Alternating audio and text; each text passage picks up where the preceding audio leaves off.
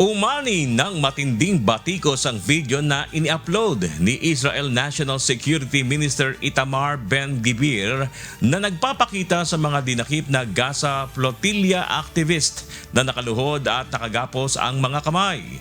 Inaresto ng mga puwersa ng Israel ang daang-daang foreign activist matapos harangin ang kanilang mga sasakyang pandagat patungong Gaza Strip.